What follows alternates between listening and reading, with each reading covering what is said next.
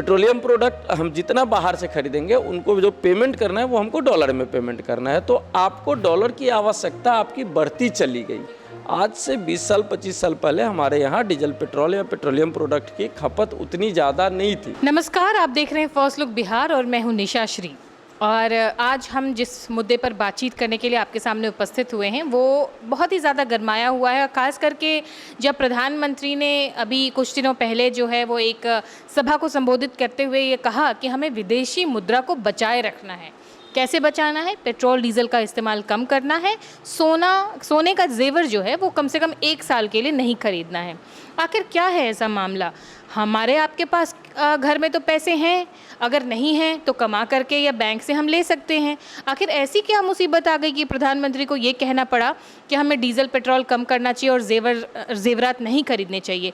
विदेशी मुद्रा तो हमारे यहाँ इस्तेमाल भी नहीं होती, तो फिर क्या है इसका पूरा मामला? और उसके बाद एक तरफ हम एक बात सुनते हैं कि डॉलर जो है वो आसमान छूता जा रहा है, यानी कि अगर हम 95 रुपये से भी ज़्यादा रुपए की कीमत जो है वो अब $1 की होते जा रही है। तो आखिर ये सारी कीमत कौन तय करता है? क्या होता है आर्थिक दुनिया का सच? आर्थिक दुनिया में किस तरह से जो है गणित काम करता है?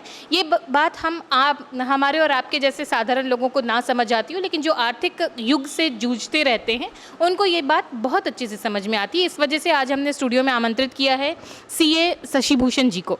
शशि भूषण जी, आपका हमारे कार्यक्रम में बहुत बहुत धन्यवाद। सबसे पहला सवाल यही आपसे करना चाहेंगे कि आखिर ये क्या चल रहा है विश्व में? क्या हम इसको किस तरह की इमरजेंसी कहेंगे? आखिर प्रधानमंत्री किस सिचुएशन को देखते हुए या किस सिचुएशन को भांपते हुए उन्होंने इस तरह का निर्देश दिया? देखिए, इसकी गहराई में जानने के लिए सबसे पहले हमें चलना होगा 1947 में। जब हमारा देश आज़ाद हुआ उस समय $1 की कीमत लगभग 3.5 रुपये थी। तब हम बहुत ही मजबूत थे और उस समय हम विदेशी वस्तुओं का कम से कम उपयोग करते थे।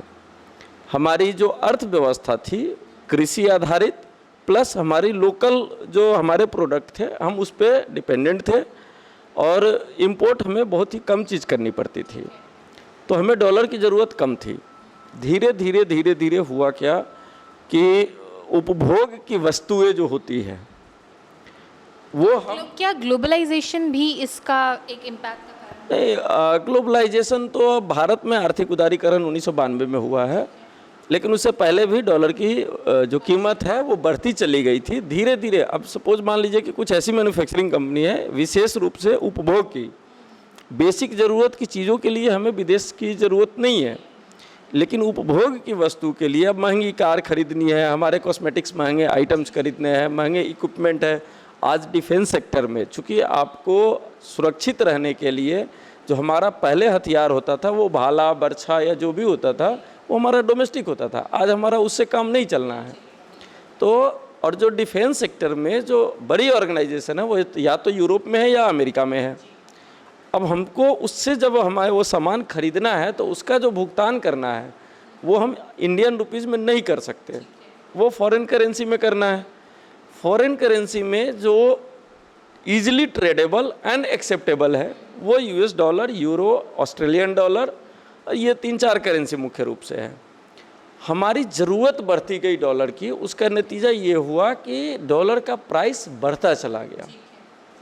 ठीक है, तो अब ये आप इससे पहले कि इसको विस्तार से बताएं, मैं यही जानना चाहूँगी, सवाल मैं अपना दाग देती हूँ कि डॉलर की कीमत इतना ज़्यादा कैसे? आपने बताया कि आज़ादी के समय 3.5 रुपये प्रति डॉलर था और आज 95 रुपये से भी ऊपर का आंकड़ा पार कर चुकी है। ये कौन तय करता है, कैसे तय? ये डिमांड एंड सप्लाई का खेल है। जैसे सपोज मान लीजिए, बड़ा अच्छा आपने शुरुआत में कहा कि गोल्ड का और पेट्रोलियम प्रोडक्ट हमारे यहाँ सीमित भंडार है तो हमें बाहर से खरीदना है।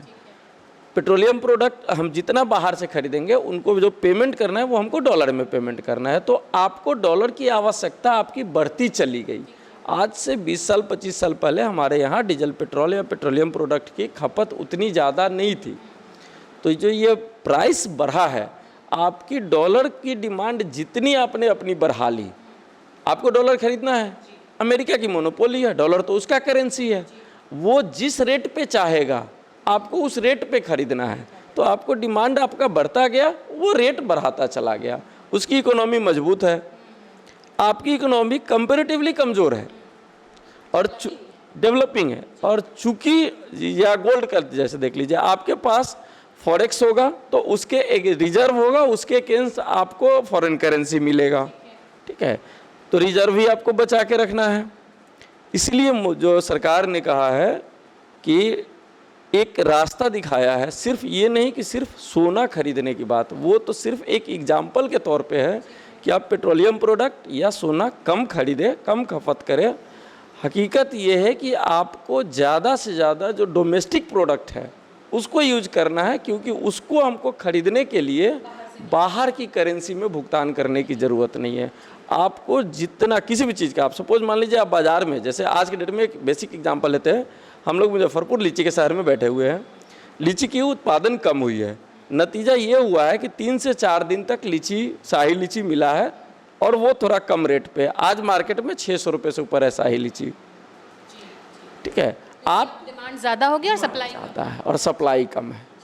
डिमांड और सप्लाई का डिमांड और सप्लाई का पूरा अर्थशास्त्र की भाषा में डिमांड और सप्लाई का ये पूरा का पूरा खेल। बड़े सरल भाषा में आपने ये समझाया, लेकिन ठीक है, अगर इन बातों को हम ध्यान दे दिए अब और इन बातों को समझ गए, अब अगर हम चाहें, हर पूरे देश के मुझे लगता है जितने भी नागरिक हैं उनकी एक इच्छा होगी कि हमारा रुपया मजबूत हो। कैसे मजबूत होगा? ऐसा क्या हर एक व्यक्ति अगर खरीदारी कम कर दे तो रुपया मजबूत होगा? बिल्कुल, आपकी हर वो चीज़ जो ज़रूरत नहीं बल्कि आपके उपभोग की है, लग्जरियस है, आप कोशिश करें उसको कम से कम। सपोज मान लीजिए कि एक ऐसी कंपनी जो इंडिया से बाहर की मैन्युफैक्चरिंग है, इंडिया में उसने प्लांट लगाया हुआ है, बट जब वहाँ से आता है या कोई आगे ही, सपोज मान लीजिए कि हम एक एग्जांपल लेते हैं स्कोडा का। स्कोडा यहाँ की कंपनी नहीं है, वो जर्मनी की कंपनी है, तो जो वहाँ से आएगा तो ऑब्वियस है कि आपको फॉरेक्स में पेमेंट करना पड़ेगा। तो आप कोशिश करें कि जितनी ज़्यादा से ज़्यादा जो भारतीय प्रोडक्ट है आप उनका इस्तेमाल करें, और उससे भी ज़्यादा जो घरेलू, जो बेसिक, जो अभी ज़रूरत की चीज़ है, क्योंकि ये अनसर्टेनिटी का दौर है, कब क्या होगा कुछ नहीं कह सकते। तो ये अंतर, जैसे आपने कहा ना, चलिए स्कोडा गाड़ी की बात है और हर कोई नहीं खरीदने के लिए जा रहा है गाड़ी, लेकिन बहुत सारे ऐसे प्रोडक्ट्स हैं जो हैं विदेशी लेकिन उनके भारत में भी प्लांट्स हैं।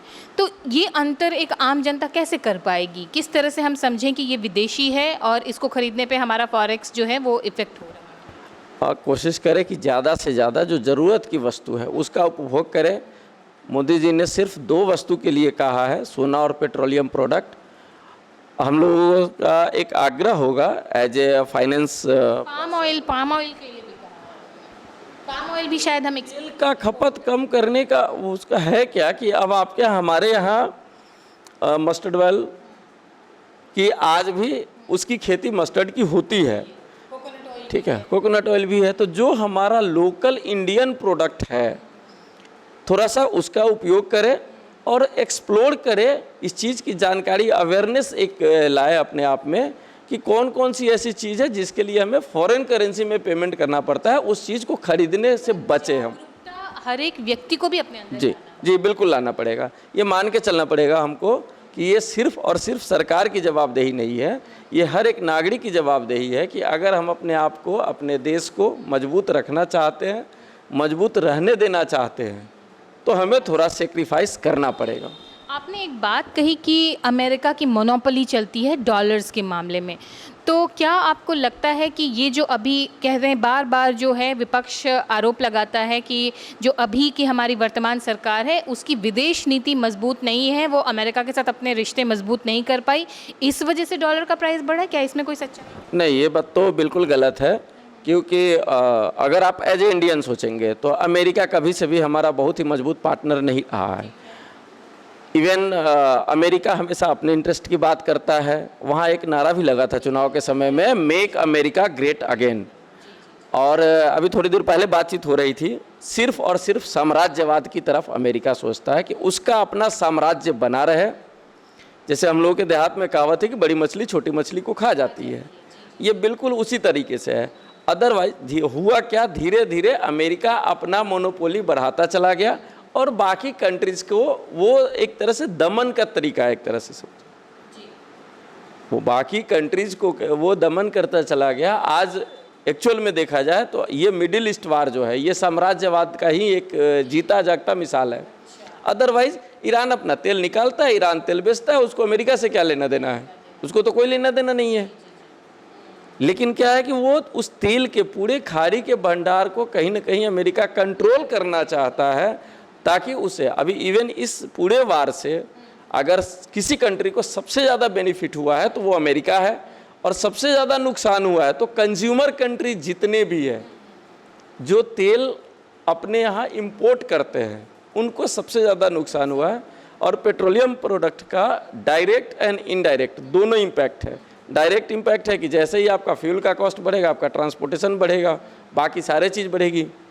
आज सरकार ने, विपक्ष का काम होता है आरोप लगाना, सरकार ने पिछले कई वर्षों से, सपोज मान लीजिए कि आपको विद्युतीकरण के माध्यम से जो पहले की सिंचाई की व्यवस्था में जो डीजल की खपत होती थी, वहाँ सरकार ने हर खेत तक बिजली पहुँचाई, जिससे बिजली के मोटर से आज पानी निकल के और सिंचाई हो रहा है। तो वहाँ पे डीजल की खपत कम हुई है।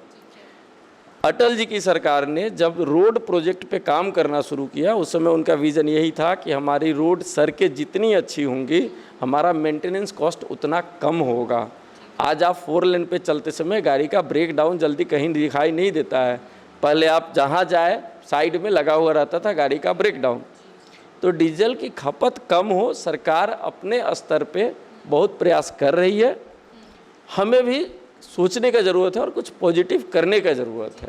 जब डीजल और पेट्रोल की बात हो रही है तो एक, क्योंकि हम इस दुनिया को बहुत गहराई से समझते नहीं है, जो आर्थिक दुनिया है, खास करके पैसे और रुपये और डॉलर की जो दुनिया है, हम कहीं ना कहीं सुनने में हमको आता है कि पेट्रोलियम के ऊपर भी अमेरिका की मोनोपोली, कि उसके हिसाब से भी वो डॉलर के रेट को फिक्स करता है। इस बात में कितनी सच्चाई है और इससे रुपये पे क्या प्रभाव पड़ता है? इस डायरेक्ट एक्चुअली पेट्रोलियम रिजर्व को भी वो डॉलर से कुछ संबंध है क्या उसका? नहीं, ऐसा कुछ तो नहीं है। हाँ, ऐसा कुछ नहीं है, गोल्ड पे है बेसिकली, ठीक है। और इसको भारत सरकार ने, और भारत सरकार ही नहीं, ब्रिक्स का जो गठन हुआ था वो इसीलिए हुआ था कि ब्रिक्स की अपनी एक करेंसी होगी।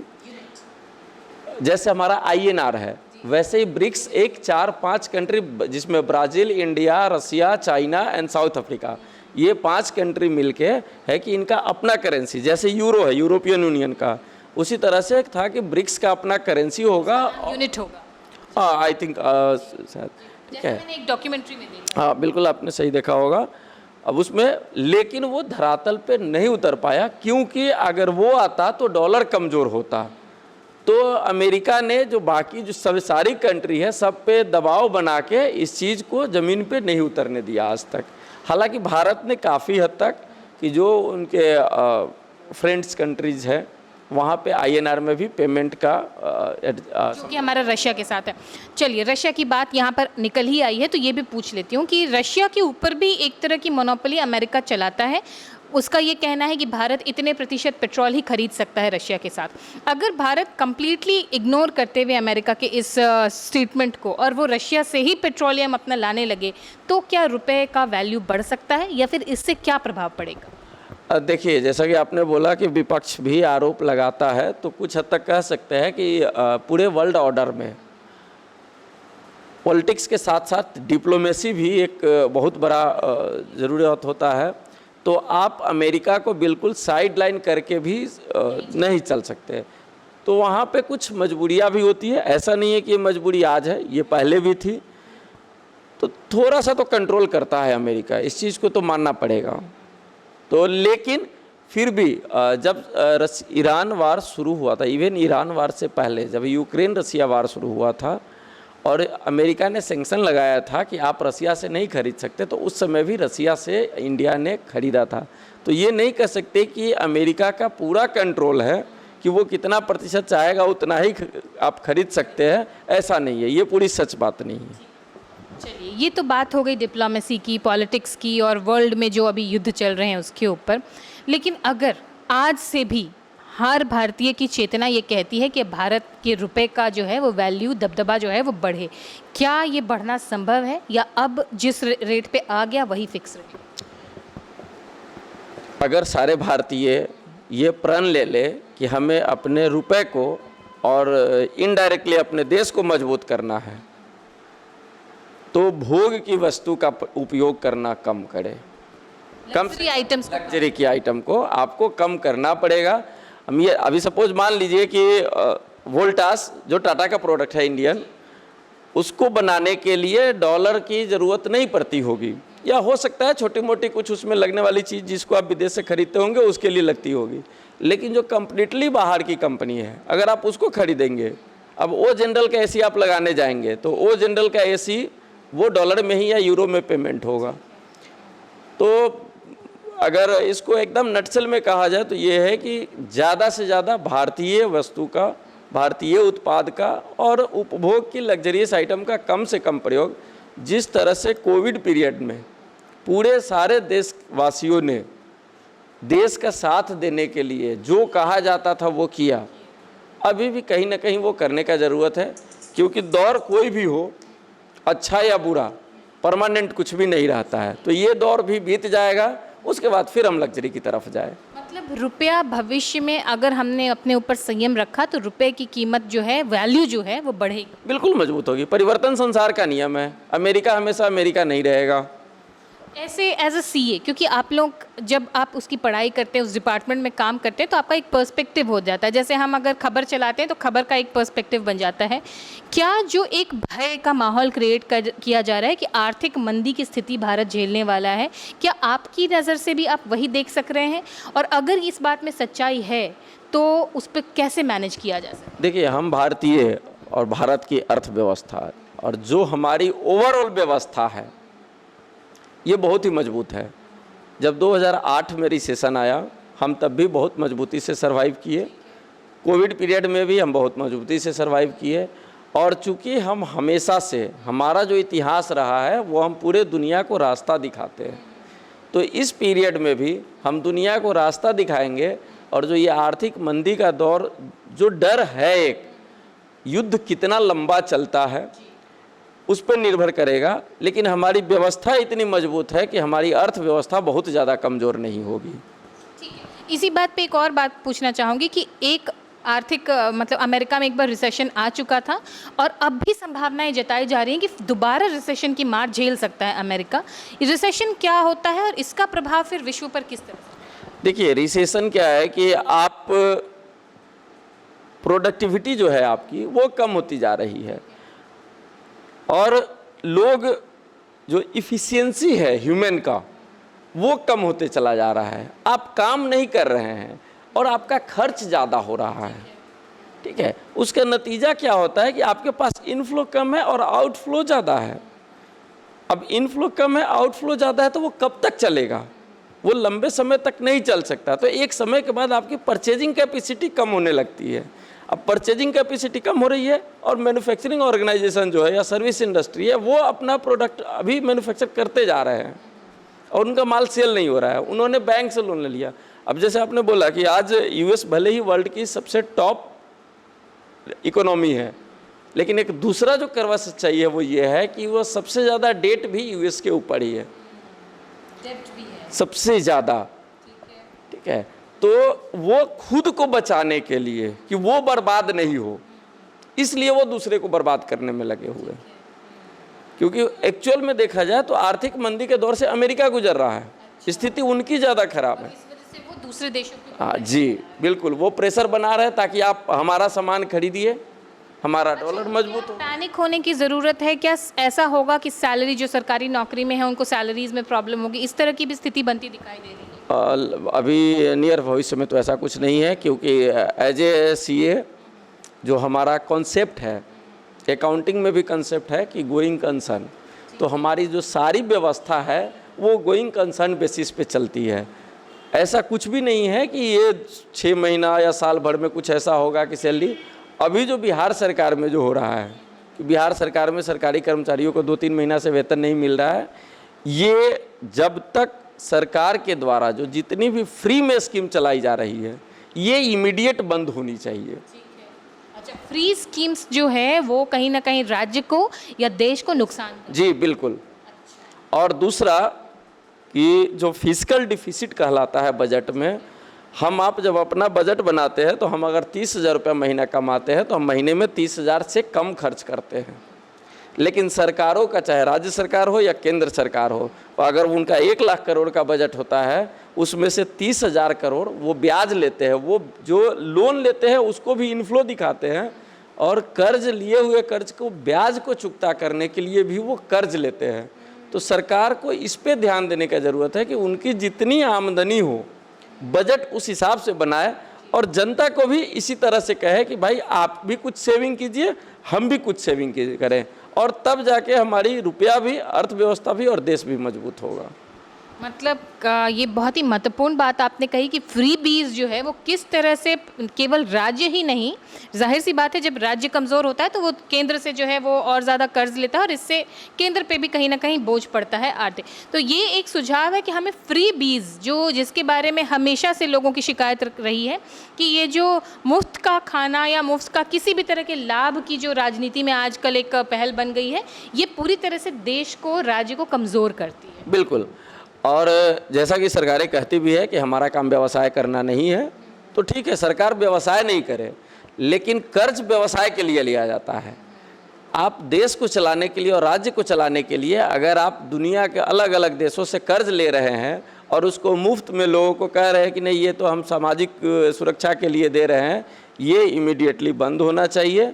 और रियल में लोग आत्मनिर्भर तब होंगे जब ना तो सरकार के ऊपर कर्ज हो और ना हमारे ऊपर कर्ज हो।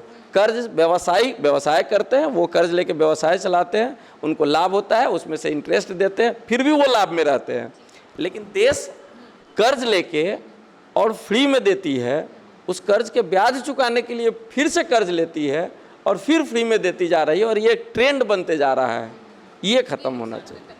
हम देश में अक्सर प्रधानमंत्री के मुंह से सुनते हैं कि हम 3 ट्रिलियन इकॉनमी बन गए हैं, ये बन गए हैं, और दूसरी तरफ हम सुनते हैं कि हम इस तरह से फॉरेन एक्सचेंज को बचा के रखें। ये बहुत ही कॉन्ट्राडिक्टरी लगता है, अगर आप इसको स्पष्ट कर सकें। देखिए, फॉरेक्स रिजर्व को बचा के रखना और इकोनॉमी, एक्चुअल में जब जीएसटी आया तो उस समय कहा जाता था कि इंडिया में एक पैरेलल इकोनॉमी चल रही है जो ब्लैक इकोनॉमी है।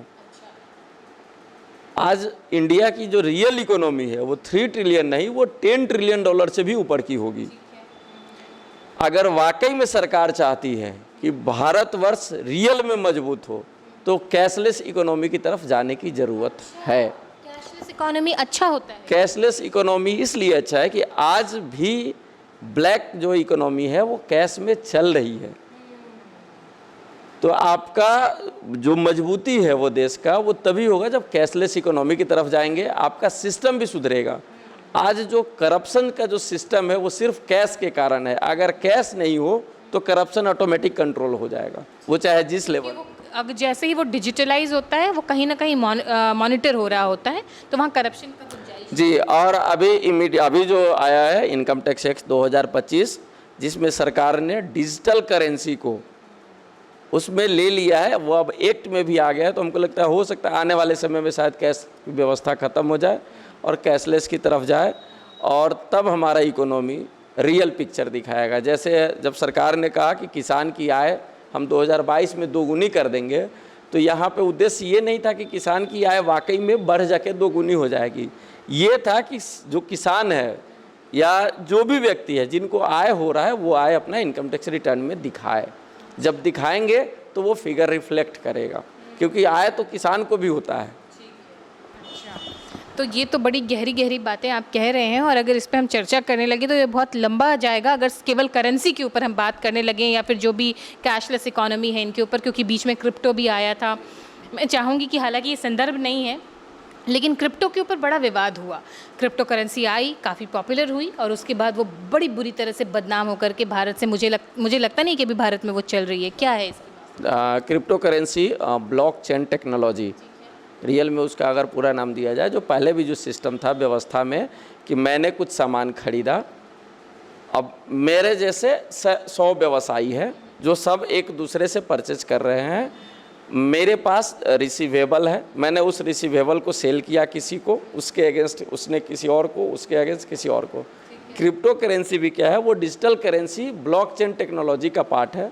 भारत में पहले वो इलीगल एक्टिविटी माना जाता था, लेकिन सरकार को लगा कि हम इलीगल तो कर तो रहे हैं लेकिन एक्टिविटी हो रही है, तो सरकार ने क्या किया कि आप करिए, उसको लीगलाइज कर दिया और उस पर टैक्स है, फ्लैट 30% का टैक्स है। आप डिजिटल करेंसी में जो भी डील कर रहे हैं, क्रिप्टो करेंसी में अगर आप डील कर रहे हैं, आपको इनकम हो रहा है तो 30% टैक्स दीजिए और वो लीगल हो गया हुआ है।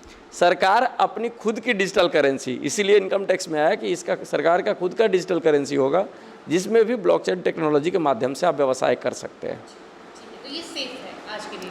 ब्लॉकचेन टेक्नोलॉजी कंप्लीटली सेफ है, बट एक भी चेन अगर टूट गया उसमें से तो वो 100% अनसेफ है। इसीलिए टेक्निकल चीज़। हाँ, ये टेक्निकल चीज़ है। तो हर किसी को सीए से सलाह ले करके इस तरह की चीज़ों में इन्वेस्ट करना चाहिए? सीए नहीं, लेकिन कम से कम जो एक्सपर्ट हो और माल प्रैक्टिस में इन्वॉल्व नहीं हो, आपको सही सलाह एक्सपर्ट की पहचान कैसे हो? क्या बैंकर्स होते हैं? फर्स्ट तो सीए है इस इंडस्ट्रीज में, ठीक है। बैंकर्स वहाँ पे कॉन्फ्लिक्ट ऑफ इंटरेस्ट होता है, क्योंकि बैंकर्स को रहता है वो बैंकिंग के अलावा बाकी चीज़ भी आपको बता देते हैं, तो वो आपको फेयर सजेशन नहीं देंगे। आप सजेशन किससे ले रहे हैं उसके साथ साथ ये भी है कि आप सजेशन पे आप अपने आप को इम्प्लीमेंट उस सजेशन को कर रहे हैं या नहीं कर रहे हैं। अब कि कोई कंसल्टेंट आपको अच्छा सजेशन दे रहा है लेकिन आप गलत राह पे जा रहे हैं, तो आप उसको ठीक नहीं कर सकते। तो कुल जमा बात जितने हम आपसे अभी हमने बातें समझी हैं उससे यही है कि अगर हम अपने देश का जो भी वस्तु है उसको इस्तेमाल करते रहते हैं, उपभोक्तावाद या जो विलासितावादी जो मानसिकता है उससे अगर अपने आप को बचाए रखते हैं तो ये जो अभी आर्थिक चुनौती आई है उससे हम बच सकते हैं। बिल्कुल, एक लाइन में ये स्टेटमेंट है कि आप अपने देसी प्रोडक्ट को या जितनी ज़रूरत की चीज़ जो हो उसका उपयोग करें, जो विलासिता की चीज़ है उससे थोड़ा सा बच के रहे। आप कह सकते हैं कुछ शब्द महीनों या साल के लिए कि ये पीरियड ऑफ सर्वाइवल, जिस तरह से पेंडेमिक को कहा जाता है कि अगर आप आज सर्वाइव कर जाएंगे तो कल हो क्या फिर विलासिता की वस्तु का उपयोग कर सकते हैं। और अगर प्रधानमंत्री की भाषा में कहें तो 1 साल के लिए उन्होंने ये सब्जेक्टिव है, ये सब्जेक्टिव है। आप ये नहीं कह सकते ये 1 साल के लिए, ये डिपेंड करेगा कि अमेरिका क्या करता है। तो ये अभी पूरी तरह से वैश्विक स्थिति पर बना हुआ एक आर्थिक संकट है, जो हमारे जो सीए हैं शशि भूषण जी, उनके अनुसार जिस तरह से उन्होंने बताने की का प्रयास किया है, जो मुझे समझ आया है, अपेक्षा है कि जो भी दर्शक देख रहे हैं उनको भी समझ में आया होगा कि भले ही ये मामला कितना भी पेचीदा हो लेकिन एक आम जनता के लिए ये बहुत ज़्यादा चुनौती भरा नहीं। बस तो यही है कि आप अपनी आमदनी के हिसाब से अपना खर्च कीजिए, कर्ज से बचे, क्योंकि आप कर्ज लेंगे तो उसका बर्डन होगा, और इनकम जो आपकी हो रही है वो फिक्स रहे, ये ज़रूरी नहीं है। लेकिन एक्सपेंस अगर आप बढ़ाते हैं और इन्फ्लेशन बढ़ता चला जाता है तो आपकी महंगाई का मार आपको झेलना पड़ेगा। तो खर्च कम से कम करें और जितना बच सकता है उतना बचाए। तो खर्च कम से कम करें और जितना ज़्यादा बचत कर सकते हैं वो बचत करें और कैशलेस इकोनॉमी को प्रमोट करें। इसी संदेश के साथ इस बातचीत को यहीं पर देते हैं विराम। शशि भूषण जी, हमारे आज रविवार के दिन भी हमें समय देने के लिए आपको बहुत बहुत चलिए बहुत बहुत धन्यवाद। शॉर्ट टर्म में और आपने बुलाया और आपने बहुत ही बारीकी से अपने क्वेश्चन रखे। मैंने हर संभव कोशिश किया है कि जो मेरी जानकारी है उसके हिसाब से आपको सवालों का जवाब दे। तो इसी के साथ इस चर्चा को देते हैं यहीं पर विराम।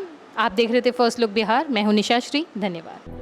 डी फार्मा स्टूडेंट्स, अब हो जाइए तैयार। आपके लिए है बहुत अच्छी खबर कि अब केवल डी फार्मा स्टूडेंट्स को ही मिलेगी फार्मासिस्ट की जॉब। तो ये कोर्स करने के लिए आपके पास है 2 choices. DPS group of institutions के किसी भी कॉलेज में एडमिशन लेकर के आप घर बैठे कर सकते हैं ऑफलाइन कोर्स, या फिर आप कर सकते हैं ऑनलाइन क्लासेस। और उससे भी अच्छी बात ये है कि डीपीएस ग्रुप के कॉलेजेस जो कि हैं इन 5 शहरों में, रांची, दुमका, देवघर, मुजफ्फरपुर और सीतामढ़ी, इन 5 शहरों के किसी भी कॉलेज में एडमिशन लेकर आप किसी और शहर में बैठ करके ये कोर्स कर सकते हैं।